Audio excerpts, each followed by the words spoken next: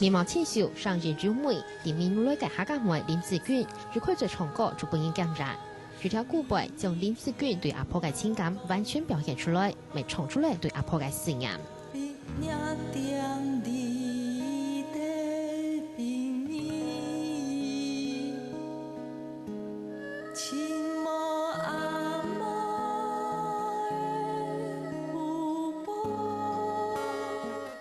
我唔會尷尬，對人來講係一種搞笑嘅事情，因為人相同啊，像阿媽攏會以喺講出去攏帶我出去。朱文用是東演出，林子娟嘅選中歌唱，必須扮演客家嘅聲，一直配李順挑嘅客人，客家劇幾屆精神挖考。台北高雄火車站空空隆空隆隆，有人送來有人下去，一場過一場。13間嘢就間因來台北圖奇面學校，林子娟自家坐上火車離開故鄉，先關都嘅講老建築全部記頭啲歌曲地圖。去坐火車咧，係啲等你蛋糕啊，寫號碼嘅喎，你票嘅蛋糕嘅號碼，我看唔到，攏係坐喺啲門邊呢邊。係平常時都講唔可以間係講書間人講唔曉得講出來。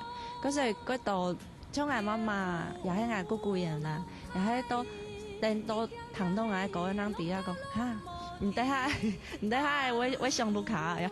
讀到唔順時，今日做起相機轉化做全面嘅力量。去買東西食得係滿人講啊，也嘅去買物嘅東西，啊人都會講，唔知家唔可以看啊。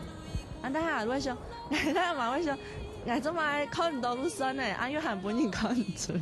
嗰時會想，應該開始想，一樣嘅本人底下講，我係看唔到。明我上到跟一般的正常人相同，應該係一種幸運。這個世界是做得自家都後人從嗰個本調歌老雜不同。一下林子娟將自家嘅生活故事、老人生歷練，變做一條感同人生嘅歌曲，重本大家聽。